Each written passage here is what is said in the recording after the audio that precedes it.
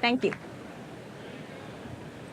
So we're going to talk about enriching the quality of life and using diet liberalization and the power of choice. Wait till it starts. So as an overview, we're going to look at some national statistics on malnutrition in our nursing homes, the fact of diet liberalization and the benefits of diet liberalization, and then we're going to look at how to begin the change and then how to measure it. So in our nursing homes, we know that 35 to 85% of our residents suffer from malnutrition.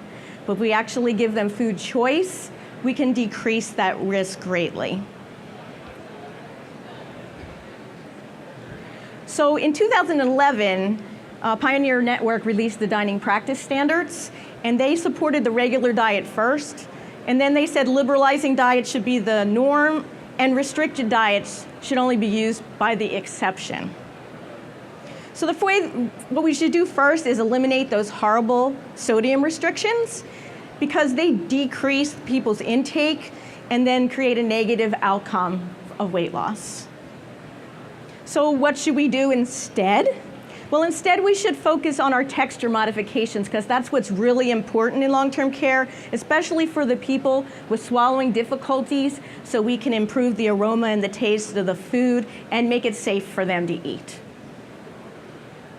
So next, what do? We move to an overall healthy diet for everyone. We increase our whole grains, we increase our fruits, our vegetables, we make sure we get enough dairy and milk products, and then we can work on the portion sizes. So what we really need to do is look at risk versus benefit. What is the benefit of liberalized diets compared to the medical risk?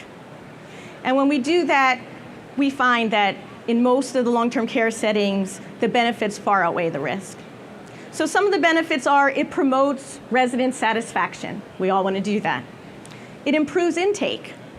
It decreases waste, and one of the most interesting things, it absolutely decreases the need for supplements.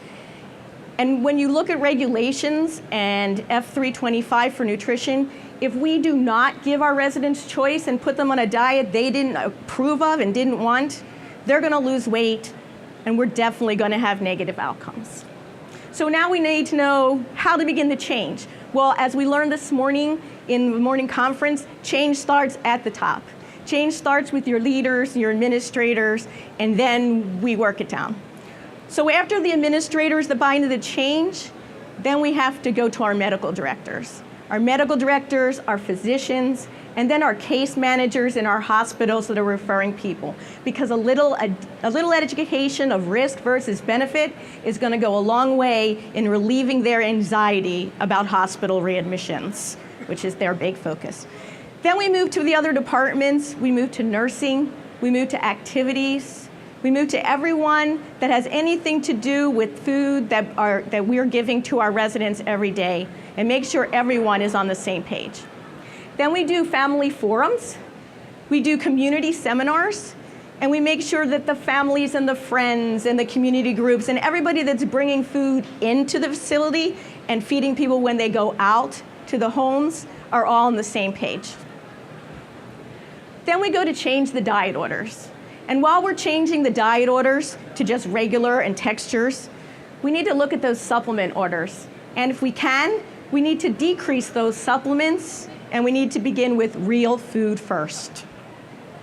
So lastly, let's see what's real important is measuring our outcomes, because we do all this and we don't measure it. We need to collect the data before the change, after the change. We need to track our outcomes. And most importantly, we need to take credit for the change. So what can we measure? We can measure satisfaction. We can measure meal completion. We can measure food cost. We can measure our supplements and how much we've decreased them. And definitely weight loss. So in summary, our residents should have the choice of what to eat, when to eat, and where to eat it. And if we do that, we will enrich their quality of life. So I'm going to leave you with a quote, which is, residents who receive good personalized care and opportunities for choice have higher morale, greater life satisfaction, and a better adjustment. And what more can we really ask for? Thank you very much, and visit us at booth 904. Thank you.